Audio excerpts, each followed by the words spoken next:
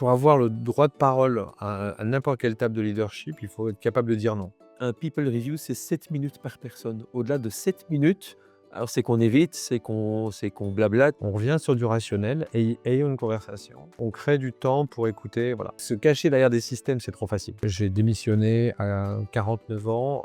J'ai pris cette décision pour me mettre en challenge, pour me développer, pour avancer sur cette dynamique. Bienvenue dans The HR Masterclass, le podcast où on parle de leadership, culture et talent. Je suis Frédéric Nolf et je tends le micro à des leaders qui ont des choses à dire. On parle d'expérience, de conviction et de comment ils font bouger les lignes. Nous recevons aujourd'hui Denis Mineret, Chief People Officer d'Opella. Opella, c'est la spin-off Consumer Healthcare de Sanofi. 11 000 collaborateurs, 5 milliards de chiffre d'affaires, présente dans le monde entier. L'entreprise est leader mondial sur l'OTC, c'est-à-dire les médicaments sans ordonnance, et les compléments vitamino-minéraux.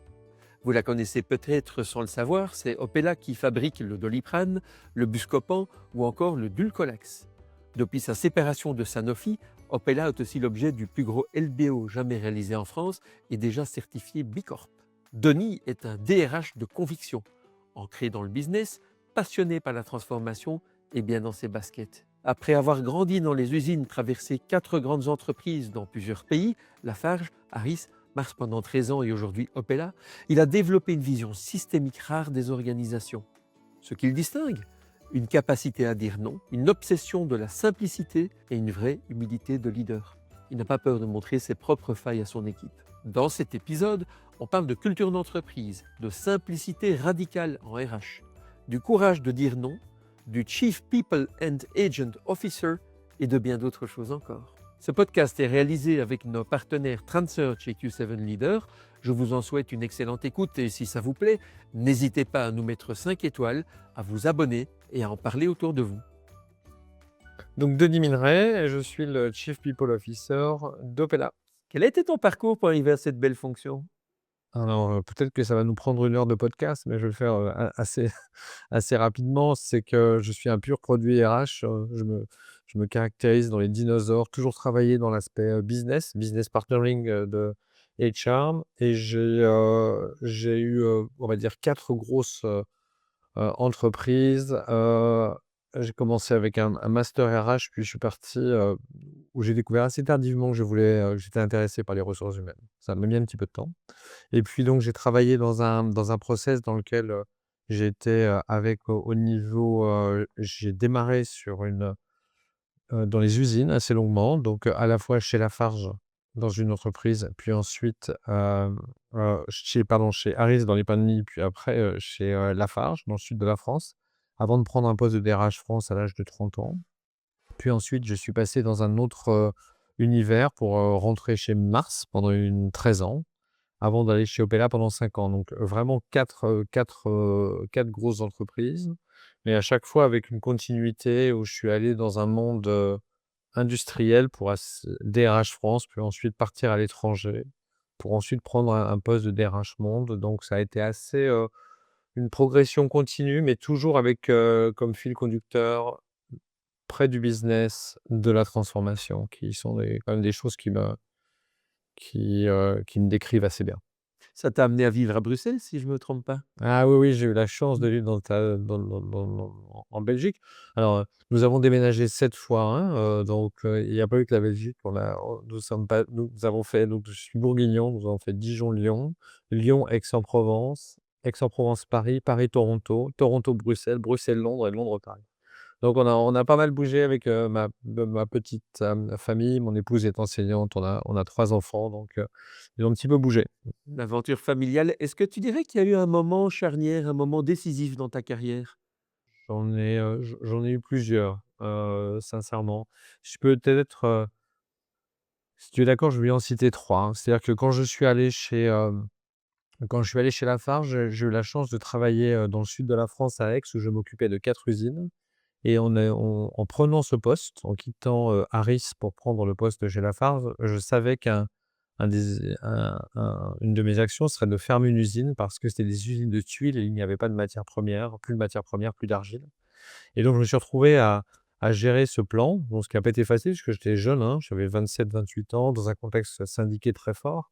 Mais pourquoi ce 1er moment marqué? C'est parce que cela, nous étions à un moment où cette, usine aujourd'hui, si tu vas à Aix-en-Provence, il y a un musée qui s'appelle le musée des Milles du Mémorial à Aix et c'est un bâtiment qui a servi de camp d'internement des Juifs pendant la guerre de 39-45 et c'est le seul bâtiment aujourd'hui debout en France libre à l'époque, qui a servi de camp d'internement.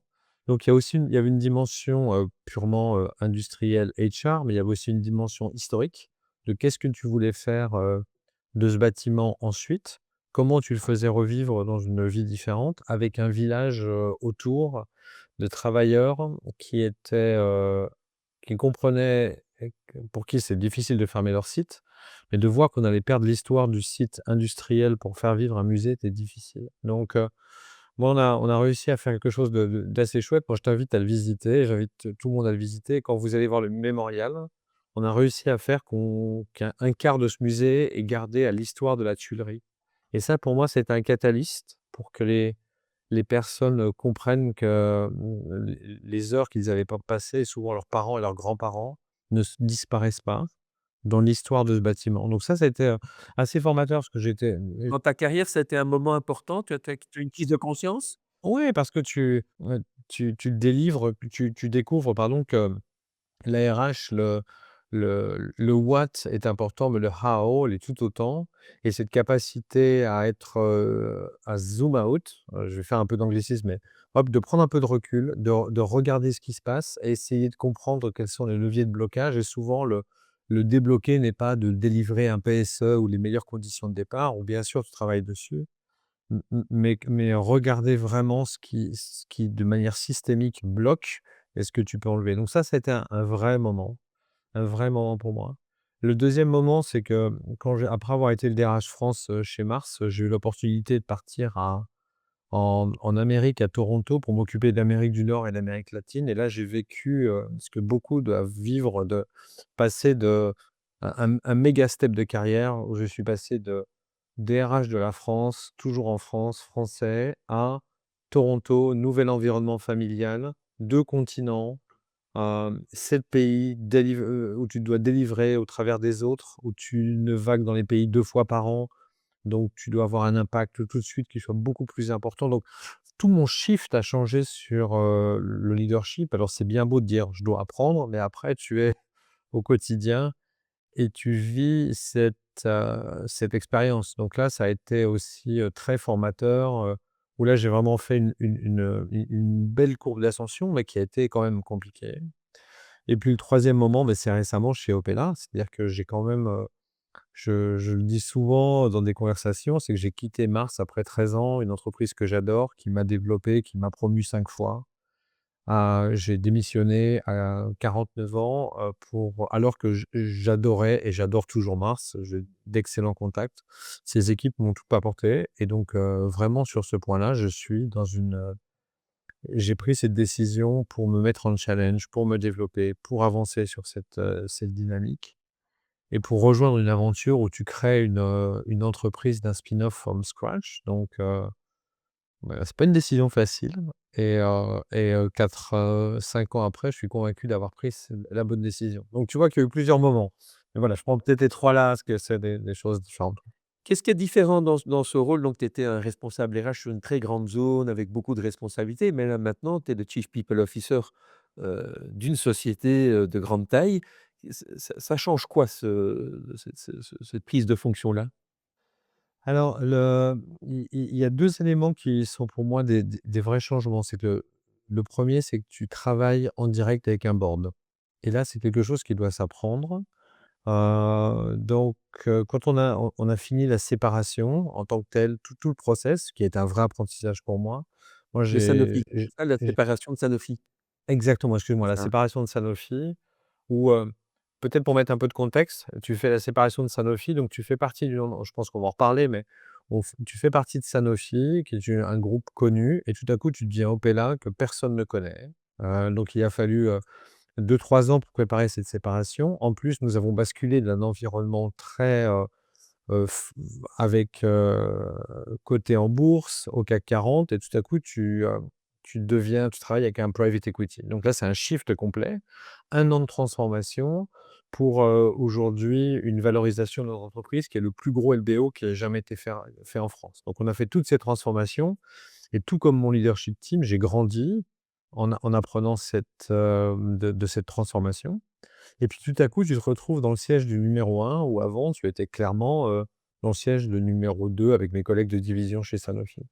Donc les 2 points qui changent, c'est que l'interaction avec un board et avec tes actionnaires est différente. C'est toi qui es en 1 ligne avec bien sûr ta CIO, ta CFO, mais l'actionnaire, quand tu travailles sur des remuneration committee, quand tu présentes des stratégies, c'est toi qui le fais et donc ça te met dans une position de lead, quelque chose que je souhaitais faire, mais cet aspect de gestion d'un board est quelque chose qu'il a fallu apprendre et j'ai demandé à j'ai fait une formation chez Egon Zehnder là pendant je termine d'ailleurs, cette fin de semaine à Londres, où on a travaillé sur comment apprendre à gérer. Je pense qu'il faut faire preuve un peu d'humilité de I know what I know, but I know what I don't know et discuter avec j'ai eu la chance de discuter avec des collègues qui sont dans la même dynamique et ce qu'ils font bien, ce qu'ils font moins bien.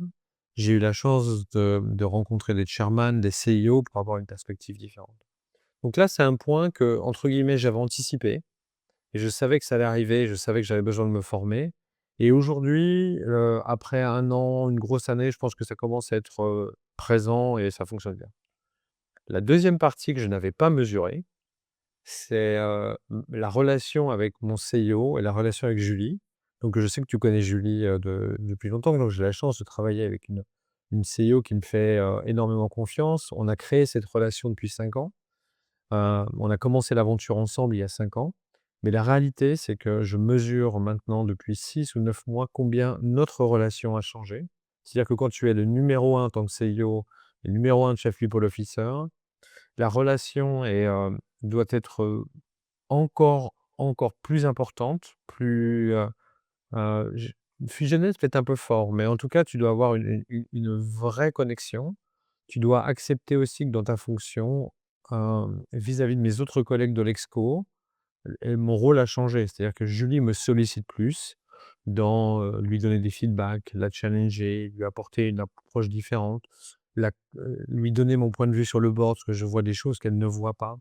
Donc je me suis rendu compte que même si notre relation, je pensais qu'elle était, forte, ce n'est rien comparé à ce que ça a évolué C'est une depuis confiance quelques mois. absolue, c'est une confiance radicale alors. Mais c'est aussi pour ça que tu vois souvent des RH qui partent quand leur CIO part, parce que la réalité, c'est que tu fais un point, c'est que it's all in, hein. Tu dois travailler sur cette dynamique-là, mais il faut accepter d'avoir cette relation. Alors petite anecdote, effectivement, Julie, c'est vrai que je la connais depuis longtemps. Je peux pas dire que je la connais bien, mais je l'ai recrutée dans son premier job, qui était déjà dans une boîte, pharma où j'étais moi-même jeune RH.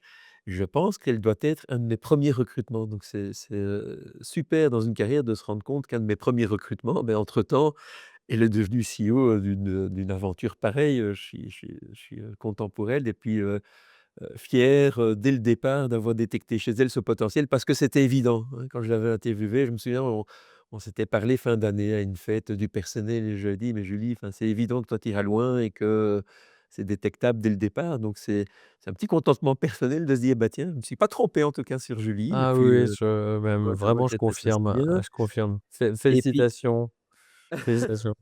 avec aussi, je trouve, il y a une dimension que j'apprécie particulièrement chez Opella. Donc vous venez de démarrer et vous êtes déjà Bicorp, donc il y a aussi un statement important sur ce que vous voulez être, sur un statement identitaire comme société. Ah oui, complètement. Mais c'est aussi la partie absolument excitante de cette aventure. Pour moi, comme je te le disais, quitter Mars, c'était une sorte de crève-cœur, mais en même temps, quand tu te lances dans une aventure avec une équipe et que tu as, l'opportunité de façonner une entreprise et ce que ça va devenir pour ces 11 000 collaborateurs, il y a un côté, excitant pour faire les bons choix. Donc nous, en tant qu'Exco, quand nous avons démarré il y a 4 ans et demi, ce que l'on a dit, c'est que nous voulions démarrer avec la culture. Nous savions que, quand tu vas dans le monde du consumer, bouger de pharma à consumer était quelque chose, d'important et utiliser pardon la culture comme catalyste était un point qui était absolument critique pour nous en tant qu'exco. Donc c'est pas moi qui porte cet aspect culture, c'est l'ensemble de l'exco et on travaille beaucoup sur cette dimension-là. Donc nous avons regardé les 2 ou 3 points qui étaient clés. La culture était un élément, et puis par de cela, on a dit, où est-ce que l'on ne veut pas faire de compromis? Et donc clairement, la dimension de sustainability était importante et on a dit: «On veut aller vers du B Corp». Ça, c'était, important et indépendamment de la séparation, c'est quelque chose que nous n'avons jamais, jamais, jamais arrêté. Donc culture, B Corp, transformation, absolument critique. Un élément identitaire. C'est quoi la culture pour toi? Dans tes mots, comment on peut qualifier, cette notion de culture? Chez Opella ou au quotidien? En Je faisais général, c'est quand on parle de culture, finalement, on parle de quoi? le je c'est de ce qui fait le ciment d'une organisation. C'est que il est impossible pour moi d'être dans une organisation avec du succès à long terme, sans avoir une culture qui soit forte. Il y a tellement d'exemples d'entreprises qui ont fonctionné, mais qui n'ont pas fonctionné avec ou alors qui se sont détruites parce que la culture s'est diluée. Je pense que cette dimension-là est absolument critique. Heu, what you deliver matters, but how you deliver matter even most et ça, je pense que cet aspect où on est en que la façon dont on fait les choses est importante en tant qu'individu, mais en tant qu'organisation et donc je pense que ça, c'est important. Donc ça, c'est un premier volet et puis le deuxième, c'est que c'est aussi un catalyste de la performance.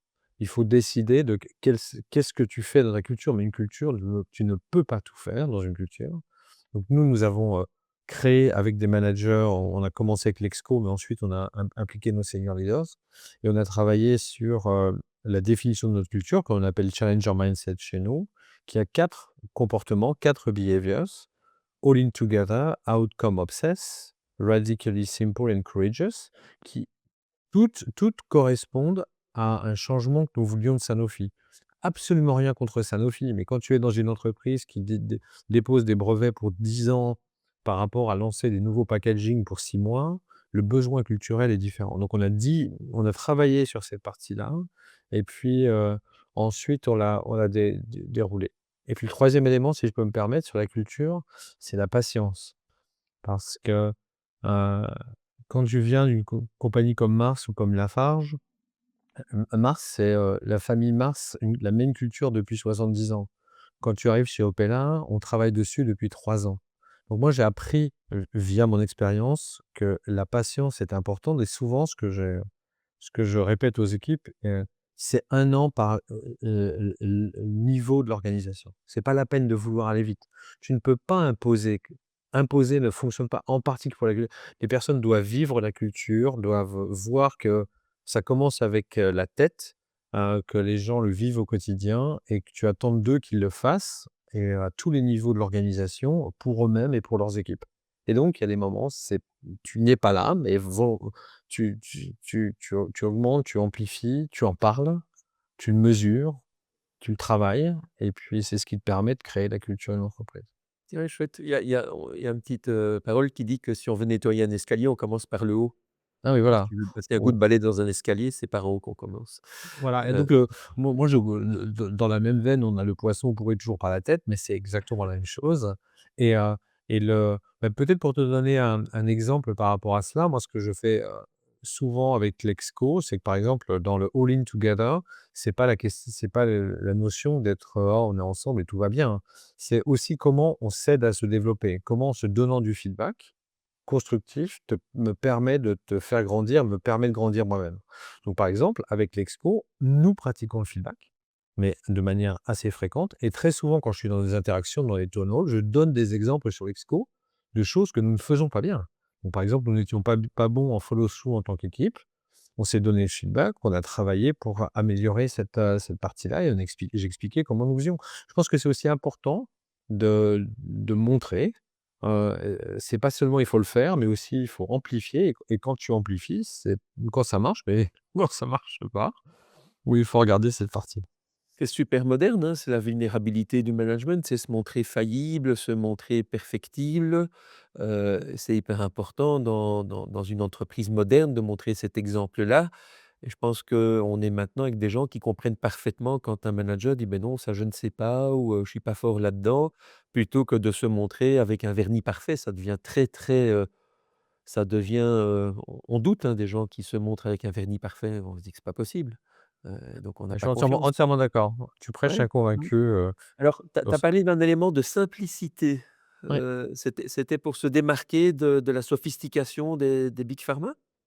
exactement, mais Ouais, aussi, de la sophistication ambiante, hein. C'est-à-dire que quand tu travailles avec également avec un fonds, il faut aussi regarder, j'ai lu, heu, récemment, un bouquin sur psychological safety et qui parle, qui m'a un peu marqué là, le titre va me revenir, mais c'est le Amy message est Edmondson? C'est le non, bouquin d'Amy Edmondson, non, c'est pas celui-là?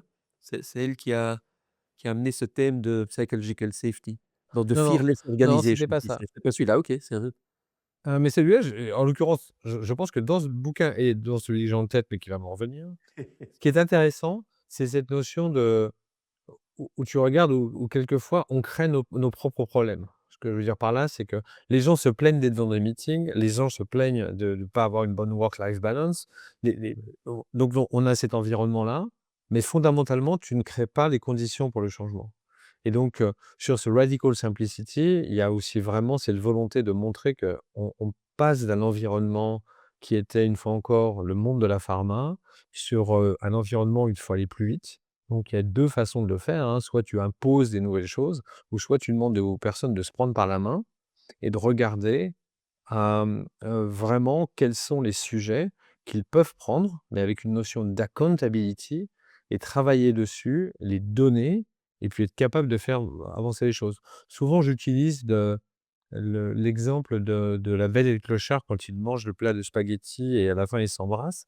Et je leur dis: «Trouvez vos spaghettis», mais quand tu as un plat de spaghettis, on peut se plaindre que c'est complexe. Mais une autre façon de faire, c'est on prend la spaghetti, mais on la mange jusqu'au bout. Et c'est quand tu trouves quelque chose qui est complexe et qui n'est pas normal, il est important de changer le process, mais d'être toi-même partie prenante pour remonter les choses parce que c'est ton entreprise. Opella, ce n'est pas, Denis, ce n'est pas Julie, c'est des 11 000 collaborateurs et c'est à nous de faire notre point et quand tu feras ça, tu auras plus de temps pour toi et c'est tant mieux. Donc avoir cette approche qui soit un peu, systémique et optimiste. Aujourd'hui, quand on regarde les résultats quand on mesure sur nos comportements, c'est le comportement sur lequel, nous ne sommes pas où nous voulons être. Donc il y a un aspect aussi, une fois encore, on a créé nos propres complexités, et il faut changer ça avec des symboles, et on continue. Et dans les processus HR, alors comment tu mets en œuvre cette simplicité? On a parfois tendance aussi en RH de faire des choses, qui ont tendance à devenir, très sophistiquées. Alors je suis absolument, d'accord avec toi. On est peut-être ceux qui, on fait partie d'une des fonctions qui est les plus compliquées et souvent on travaille avec des clients internes qui nous en demandent toujours plus et nous disons oui. Donc moi ce que je dis, donc il y a peut-être la façon de répondre à la question, il y a un aspect, leadership et un aspect fonctionnel, si je peux me permettre. L'aspect leadership, c'est que moi je dis, là une fois que mes équipes, c'est, heu pour avoir le droit de parole à n'importe quelle table de leadership, il faut être capable de dire non. Et donc, moi, j'accorde beaucoup d'importance avec mes équipes de s'aligner en début d'année sur la stratégie. Où est-ce que l'on veut aller?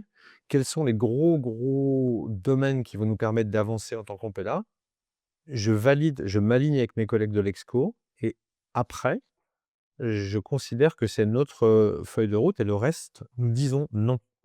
Et donc concrètement, quand j'ai mes one to one avec mes équipes, ils savent qu'avec moi, ils ne me parlent que de ces sujets-là. Et bien sûr, on peut parler d'autre chose, mais fondamentalement, avoir du focus sur quelques points te permet d'avancer. Donc ça, c'est une façon déjà d'éliminer des éléments. Et donc tu arrives vite sur une stop list et quand on dit stop, on dit stop.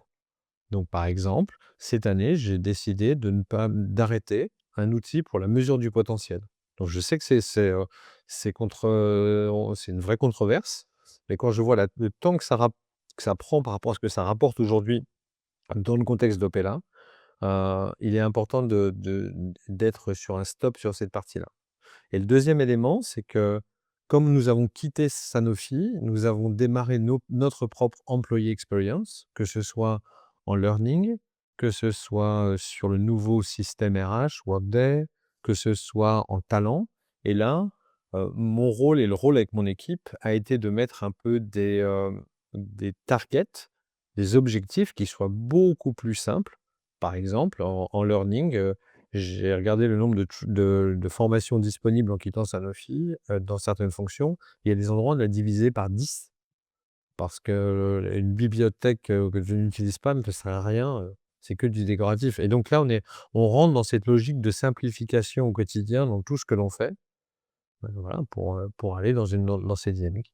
Ce que tu expliques là en termes de leadership, je trouve que c'est fondamental. C'est un truc qu'on n'enseigne pas assez, c'est les 3 P: protection, permission, puissance. Protéger, c'est savoir dire non. C'est-à-dire on se protège contre toute une série de choses et les équipes, elles attendent une protection de leur leader. Ce leader qui dit oui à tout, quelque part, il permet tout et donc on défocus et donc on ne se sent pas protégé. On se sent toujours à risque de se faire entraîner dans des situations ou des sujets. Permission, c'est savoir dire oui, c'est donner l'empowerment, c'est donner l'autorisation de.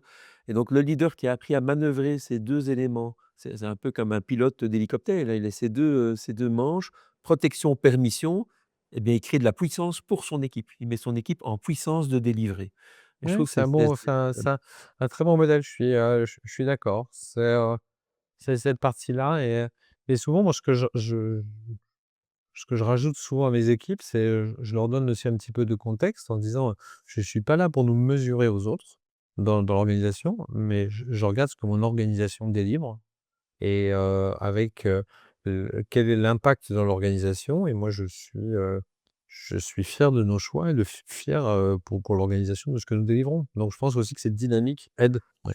sur la sophistication, il y a pas longtemps, j'étais dans une boîte pharma par hasard et je parlais avec quelqu'un de très, très bon niveau, niveau talent.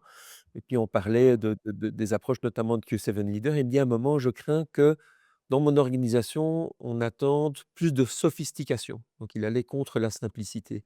Il avait l'air d'un peu regretter de devoir constater ça et alors je lui ai quand même posé la question, j'ai dit: «Tiens, est-ce que ton CEO, il t'a déjà demandé le coût de cette sophistication?» Parce que tout ce qu'on fait, beh, quelque part, ça a un coût, hein, de création, de maintenance, de management et cetera. Et on en est venu à se discuter, disant: «Mais est-ce que cette sophistication, c'est pas une manière d'éviter un certain nombre de choses qui sont confrontantes? On en rajoute une couche? Ah, il y a ça, alors au lieu de défendre une opinion ou au lieu de confronter une situation qu'on n'a peut-être pas envie de voir, mais qui est là, bah, on va inventer un autre truc» et en fait, c'est une manière d'éviter finalement les éléments peut-être les plus importants en se cachant derrière la sophistication. Donc la simplicité, j'avais un collègue, CFO qui a l'habitude de dire: «C'est quand la mer baisse qu'on voit ceux qui ont pas mis de maillot». Alors je sais pas d'où il sortait ce truc-là, quelque part.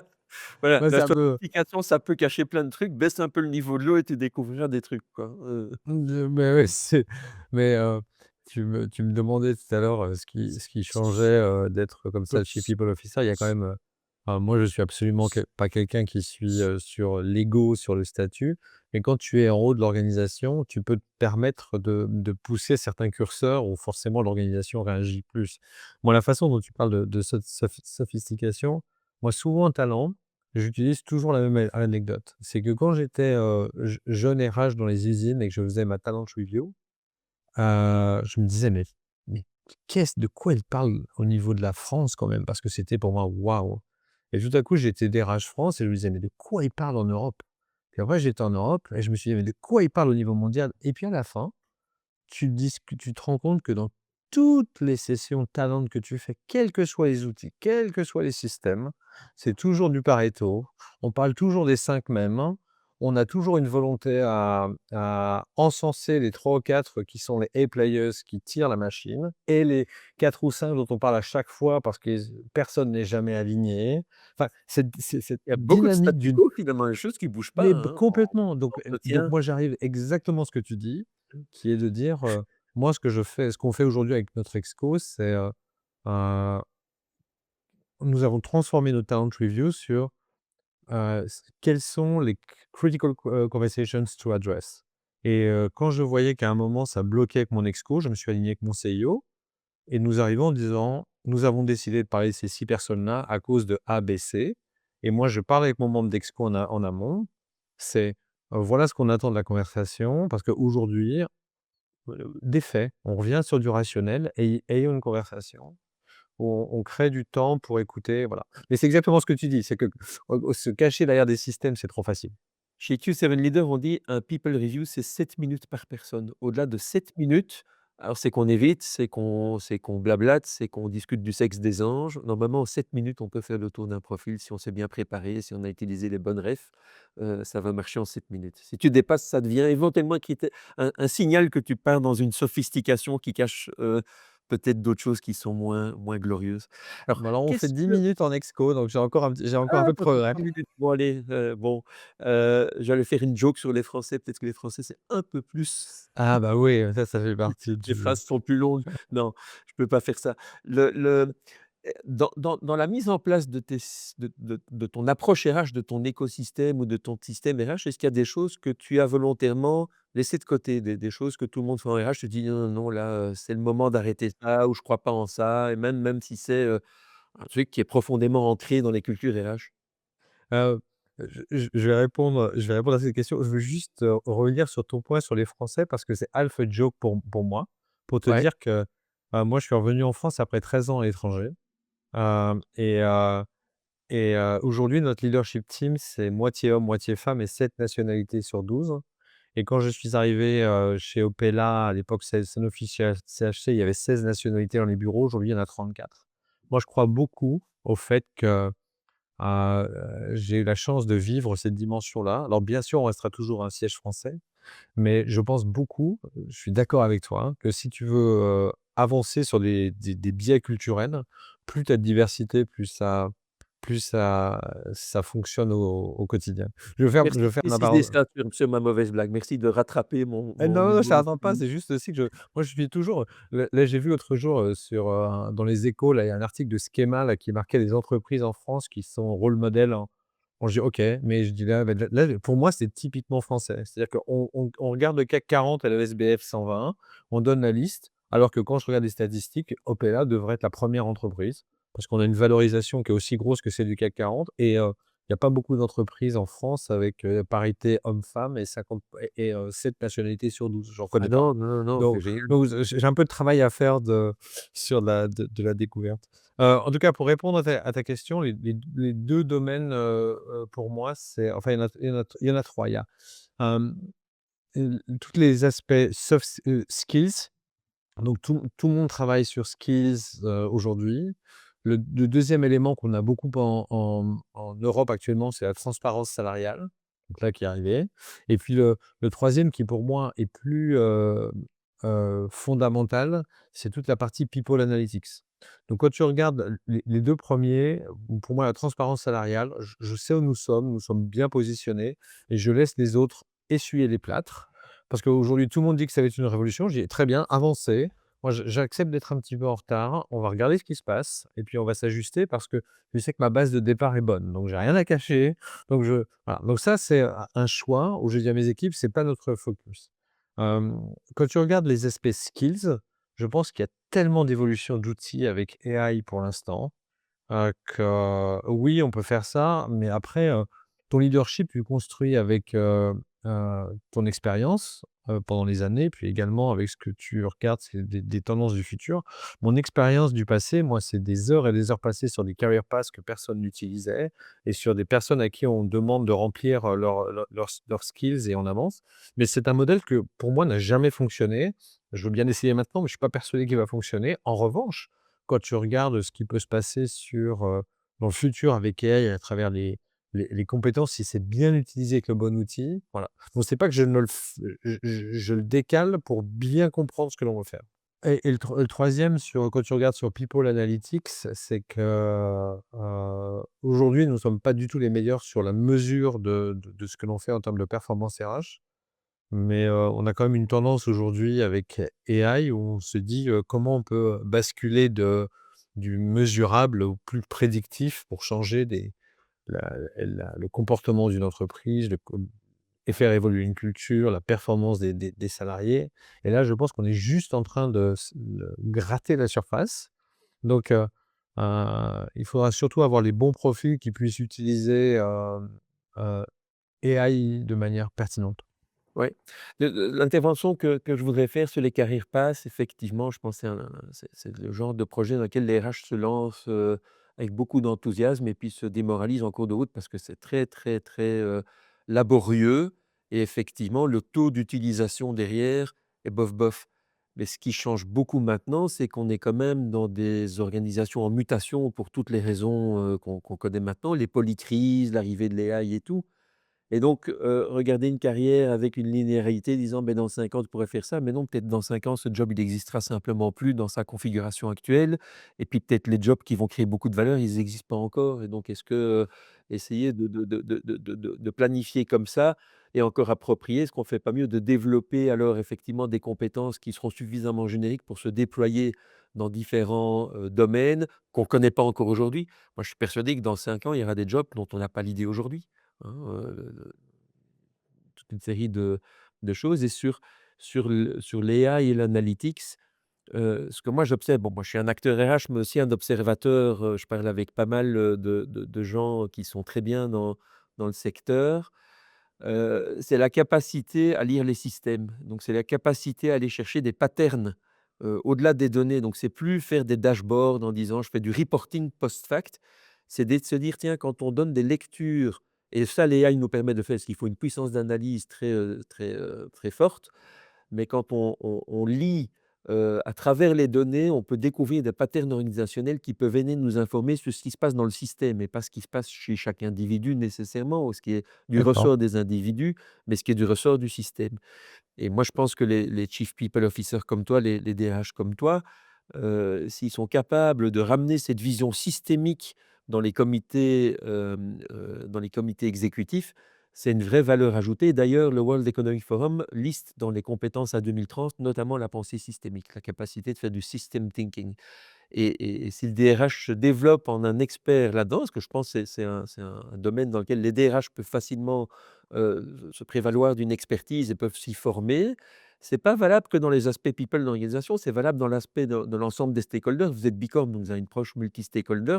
C'est valable dans la manière dont on regarde les relations avec nos fournisseurs, nos clients, nos investisseurs. Les éléments systémiques, ils sont partout et donc je pense que l'AI et la data peut aider les RH à se spécialiser dans la systémique.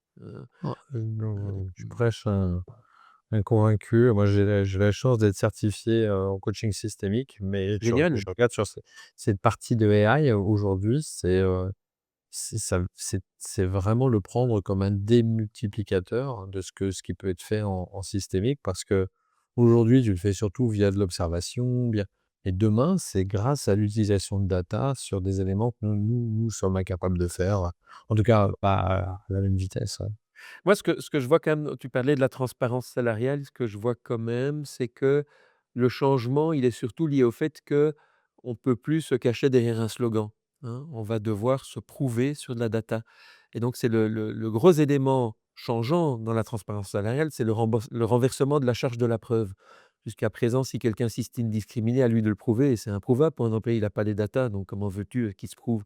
Et à partir de la mise en œuvre de la directive, c'est, à l'employeur de prouver qu'il ne discrimine pas autrement que par un slogan de type diversité et cetera et donc là, je trouve que ça change le regard que les RH doivent porter et notamment et la bonne nouvelle, c'est qu'on a les datas, donc on peut le regarder honnêtement à travers nos Exactement. datas et nos capacités d'analyse. Donc on revient toujours sur le data. Moi, je pense que si on dit le main asset, c'est les people, le main HR asset, c'est les people data. Il faut s'équiper pour bien les utiliser.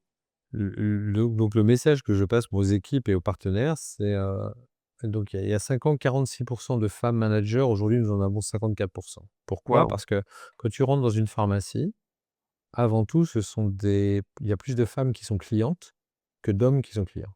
Ah Il y a oui? quand même toujours, quand tu regardes, beaucoup de familles ont la boîte de chaussures avec la maman ou la grande sœur et cetera qui sait où est le produit, machin. Ça arrive partout et ça arrive partout dans le monde. Deuxième élément, c'est quand tu regardes derrière le comptoir, il y a plus de femmes qui travaillent que d'hommes qui travaillent.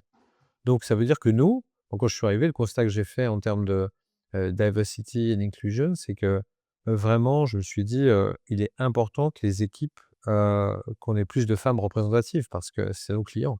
Donc quand tu regardes une approche D&I, c'est une approche aussi qui est consistante avec ce que vit l'entreprise.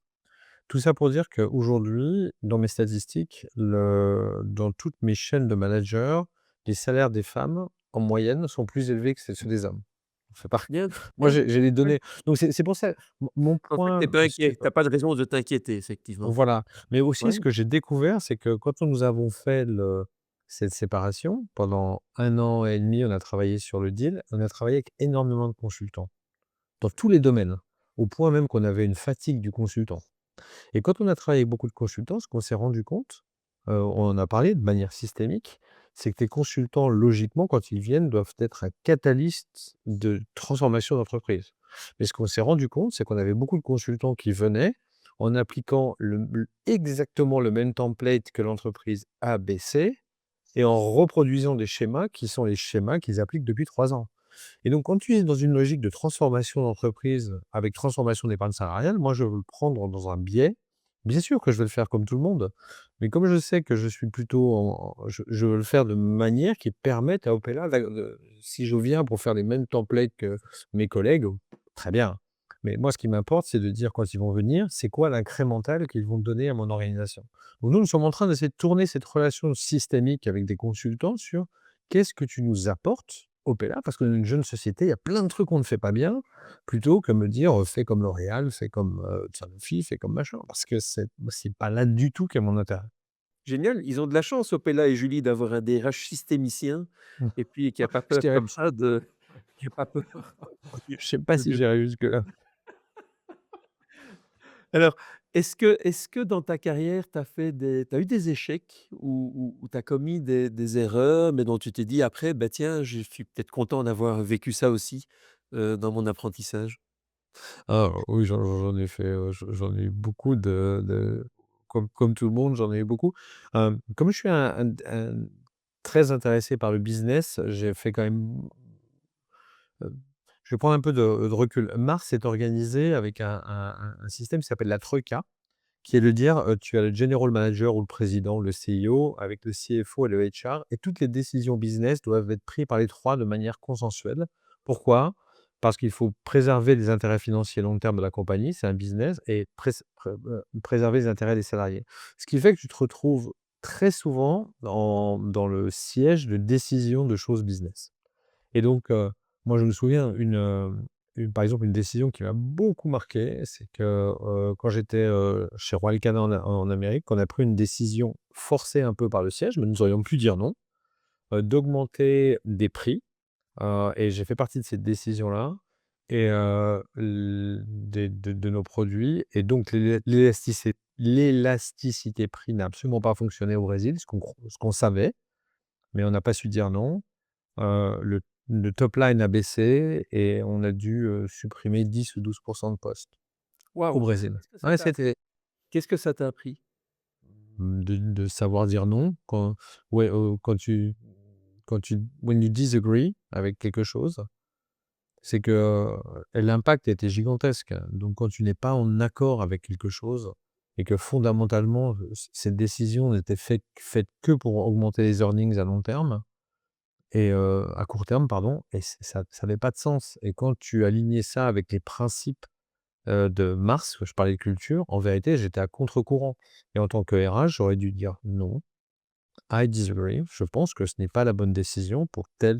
Quand on regarde le principe de responsabilité et le principe de mutualité, de liberté chez Mars, qui est de liberté financière à long terme, cette décision-là n'est pas bonne à long C'est ça, n'est pas conforme quelques aux semaines valeurs. après, je me suis retrouvé face au au CEO de la division PET, et il a dit, «Et pourquoi vous avez pris cette décision?» Et ça aurait pu être facile de jeter sous le bus l'équipe de Royal Canin Monde, mais moi, mon message était de dire: «Nous avons, nous avons pris la mauvaise décision». Tu assumé. Bah, ça fait partie du truc, hein. Ça fait partie du Ouais. truc. Donc il y a eu des conséquences, mais moi ça m'a appris cette partie-là. Et puis, un autre, je sais pas, un autre échec que j'ai eu aussi, c'est à titre, perso, c'est que quand j'étais après ce job-là chez Mars, il y a un très, très gros poste qui s'est libéré en Europe, et j'étais dans le considération pour ce poste, et en plus je connaissais la présidente de région qui recrutait, et tout le monde me disait que le poste était pour moi et je savais que le poste était pour moi mais c'était écrit et j'ai eu le plus b je me suis complètement planté à l'entretien au point même que pendant l'entretien, j'avais un Denis qui me regardait qui disait: «Mais tu te rends compte?» Au point que je vais même arrêter l'entretien en disant: «Je suis désolé, mais j'ai besoin de prendre 2 minutes» et je suis revenu. Résultat, c'est mon collègue qui a eu le job. J'ai été, incroyablement déçu et 3 mois, après, on m'a donné un job plus petit. Je suis revenu en Europe et en vérité, je me suis occupé de toute la transformation de Wrigley. J'ai fait la plus grosse transformation, une des plus grosses transformations de chez Mars. Ça s'est retrouvé comme un accélérateur de carrière. Moi, le learning que j'ai eu, c'est que quand tu es, dans un process de recrutement, l'outcome, on va revenir un peu sur de la systémique, n'est pas toujours celui que tu crois et en l'occurrence, quelquefois, ne pas réussir est une réussite à long terme. Donc dès lors que tu en prends les learnings et là, j'ai appris les learnings que j'avais été certainement un peu coquille, trop sûr de moi et donc ça, je l'ai ancré et je peux te dire qu'après, je ne l'ai plus jamais fait et puis derrière, tu vois que de manière systémique, une organisation évolue et ce qui est le succès d'un jeune voilà, ce qui c'était un aléa de carrière, mais qui s'est transformé en opportunité et Ouais, c'est ça. oui, génial. Voilà, donc ça, c'est voilà, des exemples que j'ai en tête. J'ai l'impression qu'il y a une disposition d'esprit aussi à rester optimiste, positif, et pas s'écrouler après un échec et de se dire: «Ben, voilà, est-ce que c'est ça qui te met en disposition à rebondir sur autre chose qui peut s'avérer peut-être in fine plus intéressant que ce que tu convoitais?» Ouais. Exactement et en plus, cet aspect optimiste arrive, tous les jours en leadership et plus tu montes dans une organisation, moi, ce que j'ai, appris de mes, d'anciens leaders, enfin, j'en souviens un qui m'a dit, «Ah, bah, vous savez ce qui est, il me dit: «Tu sais Denis, tu es une batterie, pour les personnes donc quand tu vas chez les gens, il faut, quand tu vas dans des pays, tu es là pour donner de l'énergie, pas pour, drainer de l'énergie et donc réfléchis sur comment toi tu remplis ta propre batterie pour être plein d'énergie». Tu es pas là pour dire aux pas me pointer sur un arriver dans un pays pour dire: «Ça va pas» et je repars. Alors que en particulier aujourd'hui, il y a certains pays, là, le Brésil, j'y suis allé il y a 4 ans. J'y retourne en novembre. Si j'arrive pour leur dire que ce qui va pas, forcément, on va pas y arriver, hein. Ça m'amène à une anecdote. Quand j'étais jeune RH, j'avais cru malin de mettre une citation dans mon bureau, puis après, vu les réactions, j'ai vite compris qu'il fallait que je l'enlève. J'ai mis dans ce bureau, tout le monde amène de l'énergie, certains en arrivant, d'autres en partant. Et donc, Ah, celle-là, elle est marrante. ouais, mais c'était pas très bien passé. Donc, je l'ai enlevé. Ah, j'adore. S'il y a pas de copyright, je la reprendrai celle-là parce que Ah, je mais te en voilà, si, voilà, voilà, peut-être que c'est plus Mais c'est, acceptable. mais en vérité, je pense que c'est un excellent point. Souvent, il y a des personnes qui s'accrochent à leur job alors que pour eux et pour l'organisation, ils seraient tellement mieux à faire autre chose et notre job aussi des RH, c'est de faire comprendre donc je il y a un vrai fond. Enfin, en tout cas, elle Ouais, est marrante. ouais. Bon, bah, Je sais faut pas quand même si faire j'aurais attention affiché, avec mais les jeux avec ces jeux-là, faut quand même j'ai appris qu'il fallait quand même faire gaffe avec le côté un peu joueur qui peut parfois s'inviter dans les trucs et ça avait réellement heurté, certaines personnes. ouais, j'imagine. Donc voilà, j'ai pris ma leçon aussi, cette fois-là. Dans, dans ton parcours, est-ce qu'à un moment, tu as sollicité pour faire autre chose que des RH? Oui, chez Mars, on m'a offert 2 rôles de GM, de General Manager. Mmh. Et la décision a été, assez rapide de mon côté. Je préfère être je pense plutôt un bon RH qu'un GM moyen.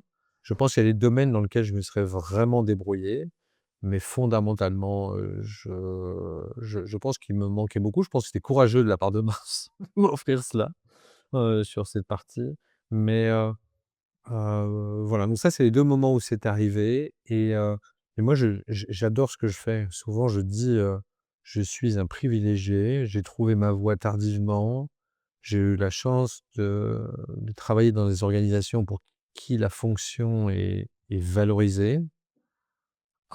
J'ai la chance de pouvoir avoir un impact sur le business au même titre que mes collègues et ça depuis de nombreuses années et j'apporte j'espère en tout cas une valeur ajoutée dans ce que je fais.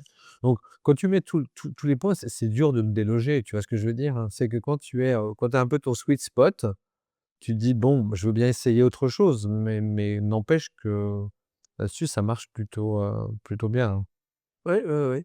Tu sais, moi, j'ai parfois été sollicité comme ça aussi, ou des membres de mon équipe. On est flatté évidemment en RH quand on est reconnu par le business au point de pouvoir faire autre chose que du RH. Il y a toujours ce petit, peut-être parfois un petit, ce petit complexe d'infériorité qui peut être là, disant si on me reconnaît d'autres compétences que ces compétences RH qui sont pas toujours comprises et valorisées, ça flatte. Mais j'ai parfois eu des discussions avec des membres de mon équipe disant, mais est-ce que au-delà de la flatterie, ça t'attire vraiment de faire ça par rapport à ton métier? Est-ce que tu vas t'amuser, tu vas t'épanouir et cetera? Et parfois les gens disent: «Non, en fait, j'ai surtout été flatté, qu'on me reconnaisse, comme un père, plutôt qu'intéressé par le contenu même du job». Et donc Ouais, je me c'est souviens bon, d'un cas très précis, quelqu'un de mon équipe qui dit: «Mais non, en fait, on me propose d'être manager d'une équipe de gens qui font, de la physique. Moi, j'aimais pas la physique pendant mes études et tout, qu'est-ce que j'allais me perdre là-dedans, quoi?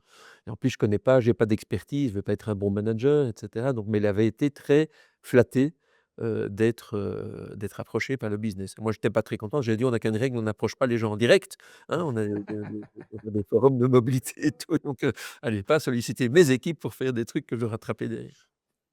ouais, la dimension, cette dimension-là est quand même, il y a un côté, oui, forcément, agréable, voilà, moi oui, sur l'aspect business, c'est, quand tu as un impact, heu, en plus cette fonction, tu ne peux en tout cas en business partner, tu ne peux que la réussir si tu travailles avec, d'excellents leaders.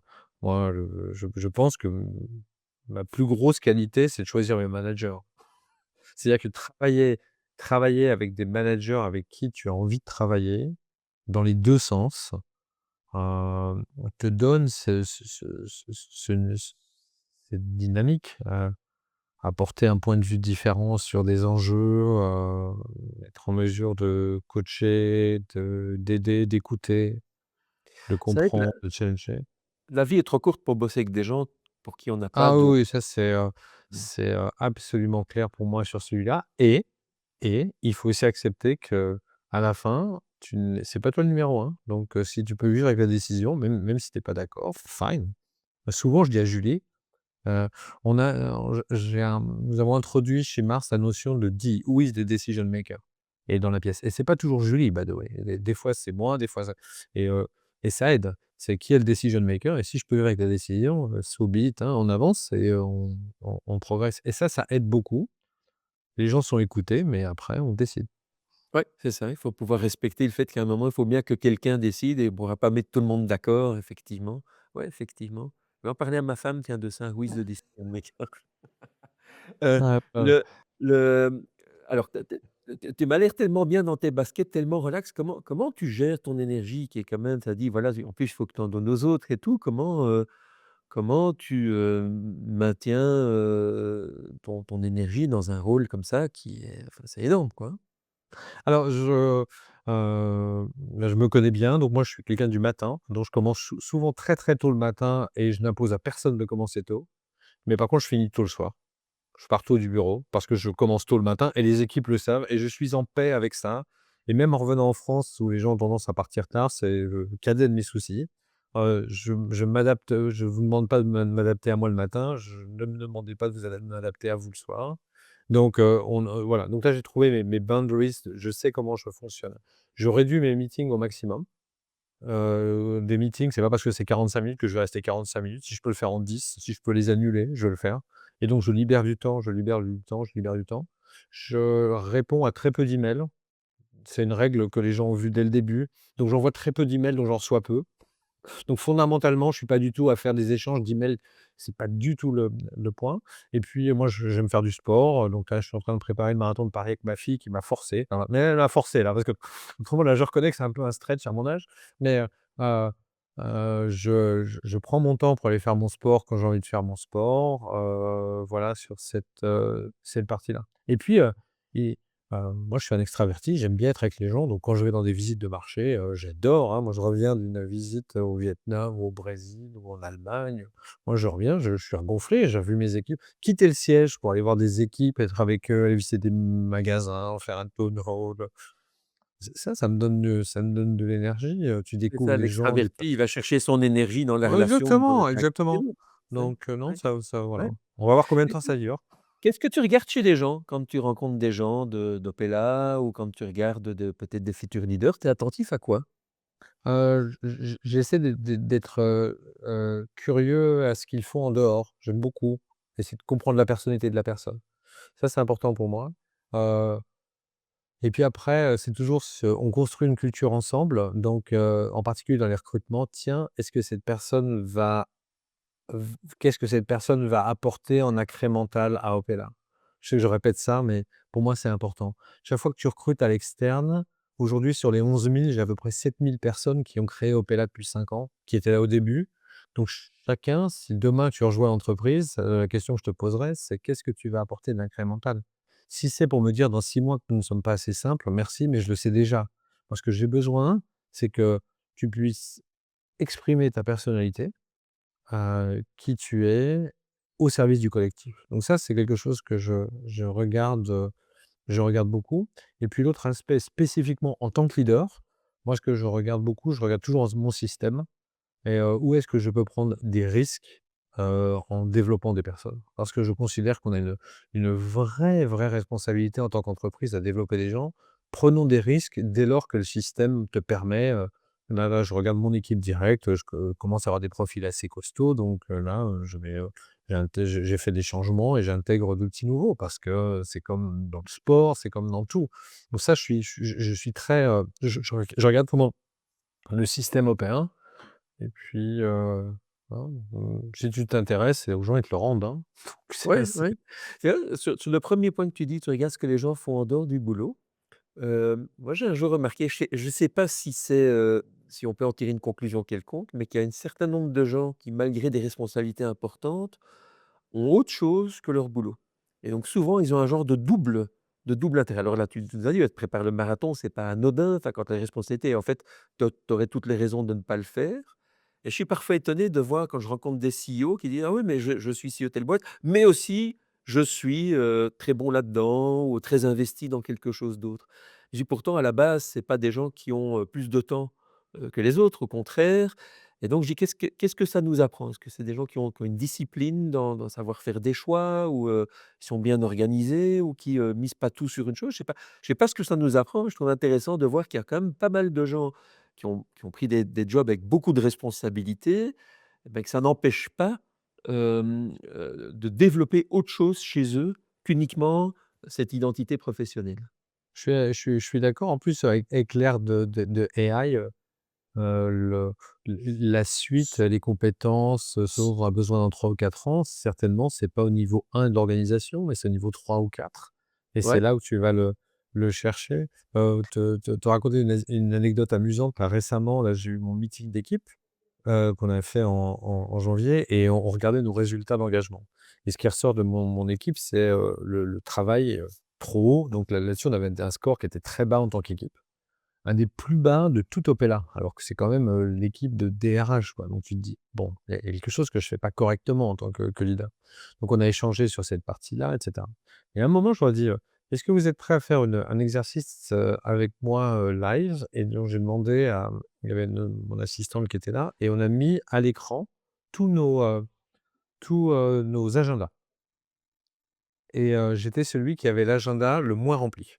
Donc j'ai des, et je leur ai dit et je connaissais le résultat, je pense et je leur ai dit: «Voilà». Donc je dis: «La» voilà, donc je dis et en discutant de ça et moi je leur ai dit: Je pense qu'il y a 2 différences. C'est que je pense que dans mon poste, je suis payé pour réfléchir. Donc si je crée pas de temps dans mon agenda, je réfléchis pas. Donc si vous ne créez pas de temps pour aller, faire des choses, pour marcher, pour faire des choses et cetera, vous êtes en boucle dans Opella avec les mêmes personnes. Donc voilà. Et j'ai 2e chose, j'étais un peu provocatif avec eux, mais je leur ai dit: «J'ai une très bonne équipe et et quand même ça joue, hein. Quand tu travailles sur ton talent et que tu as une bonne équipe, ça te libère du temps. Moi, je vois aujourd'hui, si je compare, sans faire offense, avec le niveau il y a 4 ans, ça a décuplé et donc là, moi, ils organisent même un meeting opérationnel sans moi, parce qu'ils avancent mieux sans moi qu'avec moi. Ils m'ont dit: «Mais ça ne te dérange pas?» Mais je dis: «Mais au contraire, faites-le. Moi, ça me permet d'aller courir». Mais vous voyez ce que je pense qu'il y a une dimension là, qui est de dire, ne reconnaissons pas l'abrutissement au travail comme une clé de réussite, c'est pas vrai Oui, et c'est ça, ce côté héroïque, mais oui et puis en plus, on sait tous, tu as fait énormément de podcasts, j'en ai écouté un ou 2 là en courant d'ailleurs. Heu, ce que tu as, c'est que tu as, aussi nous sommes une fonction, c'est avec des vagues, hein. Il y a des moments quand tu fais des grosses, grosses transformations, c'est mon agenda est complètement full et puis il y a des moments, c'est un peu plus calme. Quand tu fais les compensation cycles, c'est pas la même chose en février qu'en octobre, tu le sais. Donc c'est quand tu es dans le creux de la vague, c'est pas la peine d'aller chercher, hein. Faut optimise ce temps pour faire, des choses qui soient pertinentes pour t'aider. Voilà, donc ça c'est ça me une fait dynamique. penser à 2 choses, avoir les bonnes équipes. Alors, quand j'étais DRH, je disais, et c'était pas de l'humour et c'était pas parce que le processus était chez moi, que je pensais que le processus le plus important de toute boîte, c'est le recrutement. Pas parce qu'il est pas pour attirer de l'importance sur moi et mes équipes, parce que je disais: «Si on est capable d'engager les bonnes personnes, alors ça devient du plaisir, et si on n'a pas engagé les bonnes personnes, ça devient l'horreur». On passe son temps à essayer de faire fonctionner, une organisation qui fonctionne pas, et le danger, c'est que du coup, si on n'engage pas les bonnes personnes, si on n'a pas les bonnes équipes en place, les leaders se mettent tous à travailler un niveau en dessous que ce que suggère leur niveau de responsabilité. Et donc on se tire vers le bas, et quand on se tire vers le bas, il y a un moment, peut-être pas quelqu'un qui va faire ce que nous, on est censé faire à notre niveau. Et donc on crée des trous tout en haut. Donc en fait, on crée des trous en haut dans l'organisation, et donc c'est au prix de quoi? Ben c'est au prix de la stratégie, de la transformation, de la réflexion, des valeurs, et cetera. Tout ça se paye à un moment. Entièrement d'accord. Ouais. Hem, Est-ce qu'il y a des tendances, lourdes que tu identifies en RH qui t'intéressent, ou d'autres qui te font peur? Alors peur non, non, la tendance, on en a parlé, ça va être un peu tarte à la crème, mais c'est toute la transformation qu'il y a avec AI, maintenant. Il faut quand même regarder que, notre rôle est plus d'être seulement Chief People Officer, on va être Chief People and Agent Officer, où tu dois être dans une logique où tu dois réfléchir sur, Heu, cette dynamique-là, qu'est-ce que ça apporte à l'entreprise? Où est-ce que tu dois le faire? Donc là, il y a une vraie, vraie, vraie tendance de fond. Puis après, pour moi, il y a aussi, une tendance systémique qui est liée avec tout ce qui se passe actuellement dans le monde, autour. Tu vois, je réinsiste sur la culture, mais, comment tu crées un peu un îlot de sécurité pour les 11 000 personnes. C'est-à-dire que quand tu regardes, c'est tes attaches, c'est, ta famille, ton cocon, l'environnement dans lequel tu es, après, l'endroit où tu opères, ton cercle d'amis, où tu travailles et puis après, il y a tout ce qui se passe autour et ce qui est autour, waouh, en ce moment, ça fait peur, hein. Donc, comment tu peux créer ces conditions de manière pertinente? Voilà, donc ça, c'est, cet aspect résilience et well-being, en particulier quand tu es dans une entreprise de healthcare, hein. Donc, les premières personnes à regarder, c'est les 11 000 qui travaillent, au quotidien voilà, puis après tu as toutes ces transformations AI qui arrivent, où tout le monde en parle, mais peu, savent par quel bout le prendre, hein. Donc, chacun tâtonne et Ça m'a toujours marqué dans les boîtes internationales qu'il y a presque une nation qui se crée, tu vois, autour de la boîte. Le côté où les gens se reconnaissent, et cetera, et que ça transcende les différences nationales, disant: «Tiens», tu vois, comme des gens qui seraient d'une même région se reconnaissent quand ils voyagent, mais des gens qui sont d'une même boîte et qui viennent de régions très différentes du monde, on développe quelque chose en commun qui est presque un sentiment de nation autour du projet sur lequel ils sont ensemble. moi, j'ai C'est été, toujours bluffé par les depuis que je suis arrivé, j'ai quitté une compagnie, Mars, où les gens s'appellent des Martiens, donc tu vois, une ouais, identité ouais, hyper voilà, forte. ouais. Mais je rejoins Opella où les personnes, sachant qu'ils allaient être vendus, ne sachant pas avec qui, en travaillant sur des process compliqués, en travaillant sur un carve-out qui demande un monument de travail. Moi, j'ai eu affaire à des équipes avec un taux d'engagement élevé et je ne parle pas que d'un exco, hein. Je parle des gens à la supply chain, à faire du forecast, à changer de système, à avoir des transferts de systèmes qui ne marchaient pas, de migration d'outils et cetera. Les gens, entre guillemets, se plaignent de la charge de travail, mais délivrent donc, Bah, voilà, donc c'est l'aspect nation, il faut être capable de le rendre, hein. Sur l'autre élément que tu as dit où on gère des people et des agents, 2 choses. D'abord, effectivement, tout le monde est manager dans le futur, soit de gens, soit d'agents. Tout le monde aura quelqu'un, une entité qui fera du travail pour lui, mais dont il reste responsable. In fine, c'est pas parce qu'on délègue un travail à un agent qu'on n'en est pas responsable. Et on a fait Q7 un travail avec 8 DRH de prospective. On a cherché avec une méthode de prospective à identifier le quotidien d'un manager en 2040. On s'est dit: «C'est quoi un manager en 2040?» Et on s'est amusé comme des fous. On a bossé quelques heures avec les DRH avec des hypothèses de signaux faibles présents aujourd'hui et de méga trends, qui sont identifiés à 2040. Et on s'est dit: «Quand on croise ça, qu'est-ce que ça suggère sur est-ce qu'on a encore besoin de managers?» La réponse était oui, mais le rôle va fondamentalement changer. Et dans les grandes lignes, ça a amené le manager sur déterminer le sens qu'on donne aux choses. Donc un manager porteur de sens et un manager qui est capable de faire du narratif, de toujours ramener sur le sens qu'on donne aux choses et responsable, de l'éthique et responsable des trucs. Et alors alors c'est marrant, on avait, après 3 heures, on avait acquis toute une série de données et de réflexions qu'on a transformées en un méga prompt qu'on a envoyé dans 2 AI pour comparer et en disant: «Du coup, explique-nous une journée type d'un manager en 2040». Et on a retenu Ah! Je serais intéressé. ouais, je peux te l'envoyer. On Ah a volontiers, volontiers. Ouais, même le publier, tiens, sur les réseaux. Et on a choisi collectivement, il y avait une AI qui était nettement mieux dans la narration que l'autre. C'était Claude qui a sorti un truc et notamment c'était voilà, le manager en 2040. Ah, elle se rend compte que l'agent numéro un tel, demande une orientation éthique et donc voilà, il y a un problème éthique, rencontré par un agent qui a besoin d'une validation humaine et voilà, ça peut être le rôle du manager. De dire: «Non, non, non, ça c'est pas bien» et cetera. Et ça me fait penser à autre chose. Dernièrement, j'étais dans un forum avec des RH sur les AI, comme on en voit beaucoup maintenant.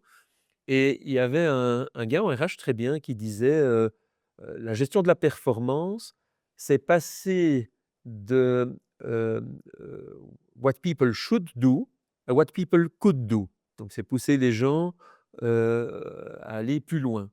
Et il y avait une dame qui avait un background de CIO qui disait: «Beh, l'AI, c'est l'inverse.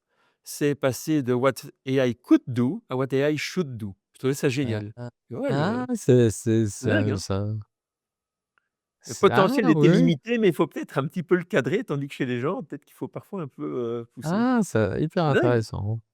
Ouais, ouais, Très ouais. chouette. Alors, Denis, on pourrait continuer, je pense, longtemps cette conversation qui est très, très riche. Est-ce qu'il y a un message que tu partagerais ici avec les RH qui suivent ce podcast? Que je pense peut-être, qu'il y a beaucoup d'RH qui écoutent ce podcast. Donc moi, le message que je peux leur passer, c'est que, heu, nous avons la chance, tous d'être dans une fonction, incroyable.